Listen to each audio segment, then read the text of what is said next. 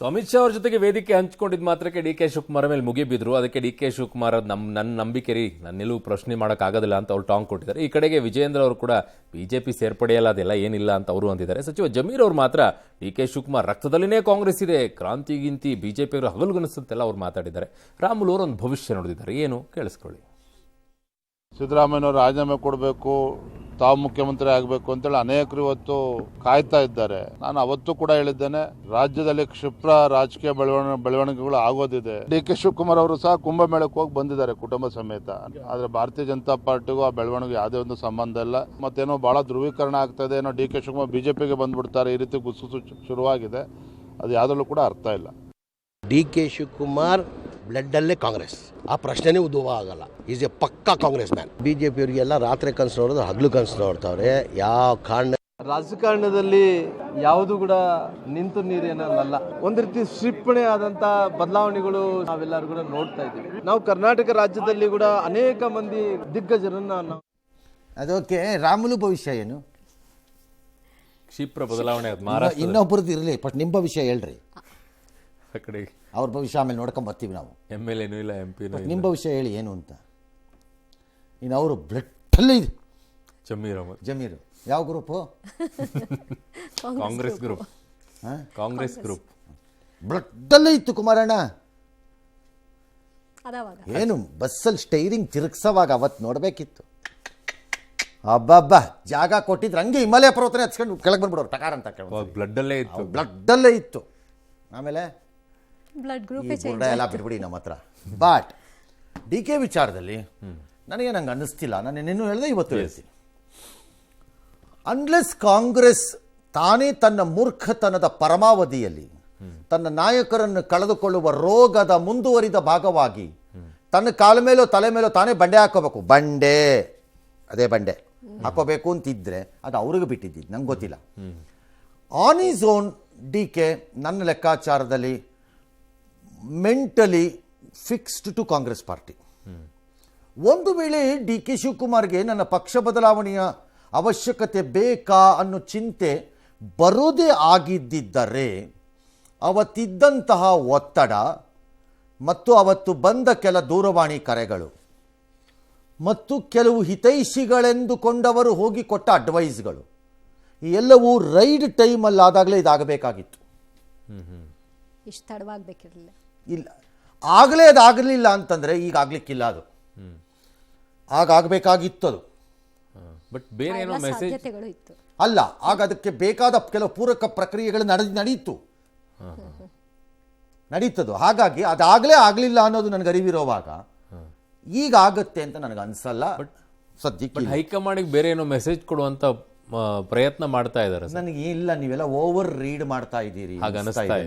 Okay, ತುಂಬ ವಿಪರೀತವಾದ ಅರ್ಥಗಳನ್ನ ಊಹಾತ್ಮಕವಾದಂತಹ ಅನಾಲಿಸಿಸ್ಗಳ ಮೂಲಕ ಅದಕ್ಕೆ ತಾಳೆ ಹಾಕ್ಬಿಟ್ಟು ಮಜಾ ನೋಡ್ತಿದ್ದೀರಿ ಎಲ್ಲ ಅಂತ ಅನ್ನಿಸ್ತಿದೆ ನನಗೆ. ಯಾಕೋ ನನಗೇನು ಹಂಗೆ ಅನ್ನಿಸ್ತಾ ಇಲ್ಲ.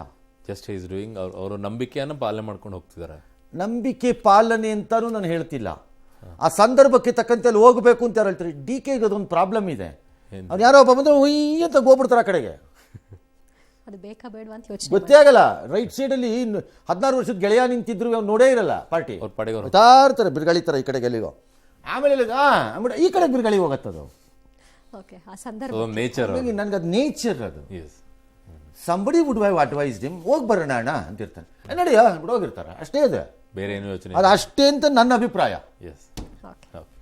ಇನ್ನು ಮಾರ್ಚ್ 7ಕ್ಕೆ ಸಿದ್ದರಾಮಯ್ಯ ಬಜೆಟ್ ಮಂಡಿಸಲಿದ್ದಾರೆ. ಈ ಹಿನ್ನೆಲೆಯಲ್ಲಿ ಬಿಜೆಪಿ ನಿಯೋಗ ಇವತ್ತು ಮುಖ್ಯಮಂತ್ರಿಗಳನ್ನ ಭೇಟಿ ಮಾಡ್ತು ಬೆಂಗಳೂರು ಅಭಿವೃದ್ಧಿಗೆ ಅನುದಾನ ಬಿಡುಗಡೆ ಮಾಡಿ ಅಂತ ಮನವಿ ಮಾಡಿದ್ರು. ಜೊತೆಗೆ ಆದಷ್ಟು ಬೇಗ ಬಿಬಿಎಂಪಿ ಚುನಾವಣೆ ನಡೆಸಬೇಕು, ಮೆಟ್ರೋ ಟಿಕೆಟ್ ದರ ಇಳಿಸಬೇಕು ಅಂತ ಮನವಿ ಮಾಡಿದ್ದಾರೆ.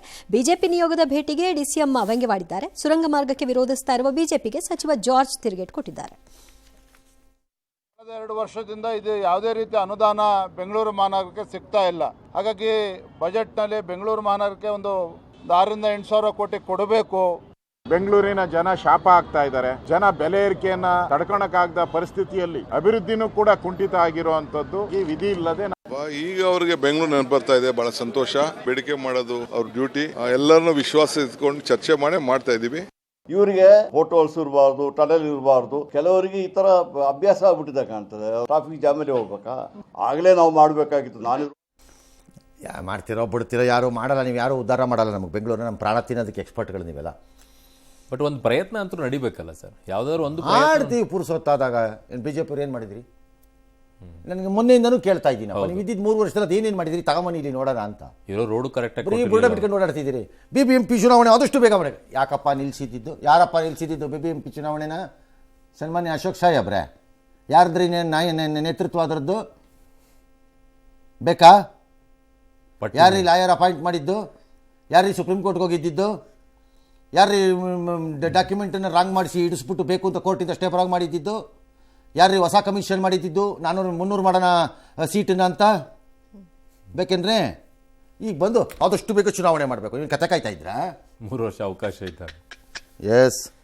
ಇನ್ನು ನಿನ್ನೆಯಷ್ಟೇ ಹುಟ್ಟುಹಬ್ಬವನ್ನು ಆಚರಿಸಿಕೊಂಡಂತ ಮಾಜಿ ಸಿಎಂ ಯಡಿಯೂರಪ್ಪನವರಿಗೆ ಪೋಕ್ಸೋ ಕೇಸ್ ಟೆನ್ಷನ್ಗೆ ಹೆಚ್ಚಿದೆ. ಮಾರ್ಚ್ 15ಕ್ಕೆ ಖುದ್ದು ಹಾಜರಾಗಬೇಕು ಅಂತ ಫಾಸ್ಟ್ ಟ್ರ್ಯಾಕ್ ಕೋರ್ಟ್ ಸಮನ್ಸ್ ಜಾರಿ ಮಾಡಿದೆ. ಅತ್ತ ತಮ್ಮ ವಿರುದ್ಧದ ಭ್ರಷ್ಟಾಚಾರ ತಡೆ ಕಾಯ್ದೆಯಲ್ಲಿ ದಾಖಲಾಗಿರುವ ಕೇಸ್ಗಳನ್ನು ತಡೆಕೋರಿ ಬಿಎಸ್ವೈ ಸಲ್ಲಿಸಿರುವ ಅರ್ಜಿ ವಿಚಾರಣೆ ಸುಪ್ರೀಂ ಕೋರ್ಟ್ನಲ್ಲಿ ಮಾರ್ಚ್ 6ಕ್ಕೆ ಮುಂದೂಡಿಕೆ ಮಾಡಿದೆ. ಇನ್ನು ಈ ಕಡೆಗೆ ರೇಣುಕಾಚಾರ್ಯ ಅವರು ಒಂದು ಮೀಟಿಂಗ್ ಮಾಡಿದಾರಂತೆ. ಇದೆಲ್ಲ ಪ್ರಯೋಜನ ಬರಲ್ಲ ಅಂತ ವಿಜೇಂದ್ರ ಅವರು ಹೇಳಿದ್ದಾರೆ.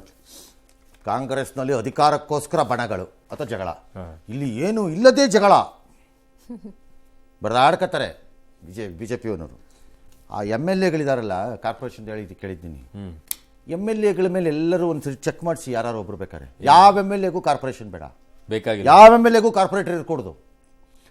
ಇದು ಎಲ್ಲ ಪಾರ್ಟಿನಲ್ಲೂ ಆಯಾ ಪಾರ್ಟಿನೂ ನಾವು ವಾಪಸ್ ಮಾಡ್ತಾನೆ. ನನಗೆ ಚೆನ್ನಾಗಿ ಗೊತ್ತು. BJP ಇದ್ದಾಗ ಕಾಂಗ್ರೆಸ್ MLAಗಳು ಫೋನ್ ಮಾಡ್ತಾ ಇದ್ದಿದ್ದು ಕೆಲವರಿಗೆ, ಅದು ಏನಾರು ಮಾಡಿ ನಿಲ್ಸಪ್ಪ ಅದನ್ನ ಎಲೆಕ್ಷನನ್ನ, ಕೋರ್ಟಿಗೆ ಬೇಕು, ಏನಪ್ಪ ಇದು ಮುಂದಕ್ಕೆ ಹಾಕ್ಸ್ರಪ್ಪ. ಅಲ್ಲ, ಎಷ್ಟೋ ಜನ ವಕೀಲರಿಗೆ ಈಗ ರಿವರ್ಸ್ ಹೋಗ್ತಿರುತ್ತೆ ಫೋನು. ವಕೀಲರಿಗೆ ಫೀಸು ಕಾಂಗ್ರೆಸ್ನವ್ರು ಕೊಟ್ಟಿರೋದು ಹಂಚ್ಕೊಂಡು ಕೊಟ್ಟಿದ್ದಾರೆ. ಯಾರಿಗೆ ಬಿಡ್ತೀರಿ ಬುರುಡನ? ನಮಗೆ ಗೊತ್ತಿಲ್ವಾ ಇಲ್ಲಿ ಗ್ರಾಚಾರಗಳು? ಎಸ್. ರಾಜ್ಯದಲ್ಲಿ ಈ ಬಾರಿಯ ಬೇಸಿಗೆಯಲ್ಲಿ ವಿದ್ಯುತ್ ಸಮಸ್ಯೆ ಆಗಲ್ಲ, ಲೋಡ್ ಶೆಡ್ಡಿಂಗ್ ಇಲ್ಲ ಅಂತ ಸಚಿವ ಕೆಜೆ ಜಾರ್ಜ್ ಹೇಳಿದ್ದಾರೆ. ಕೆಲ ಜಿಲ್ಲೆಗಳಲ್ಲಿ ಟ್ರಾನ್ಸ್ಮಿಷನ್ ಕೆಪಾಸಿಟಿ ಓವರ್ಲೋಡ್ನಿಂದ ಸಮಸ್ಯೆ ಆಗ್ತಾ ಇದೆ, ಪವರ್ ಕಟ್ ಅಲ್ಲ ಅಂತ ಹೇಳಿದ್ದಾರೆ. 18,500 ಮೆಗಾವ್ಯಾಟ್ ವಿದ್ಯುತ್ನ ಡಿಮಾಂಡ್ ಇದೆ. UP, ಪಂಜಾಬ್ ಸೇರಿ ಇತರ ರಾಜ್ಯಗಳಿಂದ ಒಪ್ಪಂದ ಮಾಡಿಕೊಂಡು ವಿದ್ಯುತ್ ಖರೀದಿ ಮಾಡ್ತೀವಿ ಅಂತ ಹೇಳಿದ್ದಾರೆ. ಅಲ್ಲದೆ ಜನರಿಂದಲೇ ಗೃಹ ಜ್ಯೋತಿಗೆ ಸಬ್ಸಿಡಿ ವಸೂಲಿ ಬಗ್ಗೆ ಪತ್ರ ಬರೆದಿದ್ರಲ್ಲ ಚೆಸ್ಕಾಂ MD, ಅವರಿಗೆ ಈಗ ನೋಟಿಸ್ ಕೊಡ್ತೀವಿ ಅಂತ ಹೇಳಿದ್ದಾರೆ. ಕೆಲವು ಭಾಗದಲ್ಲಿ ಪವರ್ ಕಟ್ ಅಲ್ಲ, ಪವರ್ ಇದೆ ನಮಗೆ. ಟ್ರಾನ್ಸ್ಮಿಷನ್ ಮತ್ತು ಸಬ್ಸ್ಟೇಷನ್ ಓವರ್ ಕೆಪಾಸಿಟಿ ಆದಾಗ ಅದನ್ನ ಡೈವರ್ಟ್ ಮಾಡಬೇಕು. ಡೈವರ್ಟ್ ಮಾಡಿ ಲಿಂಕ್ ಲೈನ್ ಮಾಡಲಿಕ್ಕೆ ಎಲ್ಲ ಆದೇಶಗಳು ಕೊಟ್ಟಿದ್ದಾರೆ. ಲಾಸ್ಟ್ ಇಯರ್ ನಮಗೆ 16,500 ಮ್ಯಾಕ್ಸಿಮಮ್ ಡಿಮಾಂಡ್ ಇದ್ರು ಸಮೇತ ಪವರ್ ಕಟ್ ಮಾಡಿದೆ. ನಮ್ಮ ಗೃಹ ಜ್ಯೋತಿದಲ್ಲಿ ಸಬ್ಸಿಡಿ ಬರೋದು ಒಂದು ಅಡ್ವಾನ್ಸ್ ಆಗಿ ಬರುತ್ತೆ. ಚೆಸ್ಕಾಂ MD ನ ಕೇಳಿದೆ, ನೀವು ಯಾಕೆ ಆ ಥರ ಲೆಟರ್ ಕಳಿಸಿದ್ರ? ನಾನು ಕಳಿಸಿಲ್ಲ, ನಮ್ಮ ಕಮರ್ಷಿಯಲ್ ಮ್ಯಾನೇಜರ್ ನನ್ನ ನೋಟಿಸಿಗೆ ಇಲ್ಲದೆ ಕಳಿಸಿದ್ದಾರೆ ಅಂತ ಹೇಳಿದ್ರು. ಎಸ್, ಕಮರ್ಷಿಯಲ್ ಮ್ಯಾನೇಜರ್ನ ಕೇಳಿದೆ, ನಾನು ಕಳಿಸೇ ಇಲ್ಲ ಸರ್, ನೋಟಿಸಿಗೆ ಬರ್ದೆ ಅವ್ನು ಹೆಡ್ ಕ್ಲರ್ಕ್ ಕಳಿಸ್ಬಿಟ್ಟಿದ್ದಾನೆ. ಹೆಡ್ ಕ್ಲರ್ಕನ್ನು ಕೇಳಿದೆ, ನನಗೆ ಗೊತ್ತೇ ಇಲ್ಲ ಸರ್, ನಾನು ನೋಟಿಸಿಗೆ ಬರ್ದೆ ಜೂನಿಯರ್ ಕ್ಲರ್ಕ್ ಕಳಿಸಿದ್ದಾನೆ. ಜೂನಿಯರ್ ಕ್ಲರ್ಕನ್ನು ಕೇಳಿದೆ, ಸರ್ ನನಗೆ ಗೊತ್ತೇ ಇಲ್ಲ, ಯಾವನೋ ಒಬ್ಬ ಫೋರ್ಜ್ ಮಾಡಿ ಕಳಿಸ್ಬಿಟ್ಟಿದ್ದಾನೆ ಸರ್.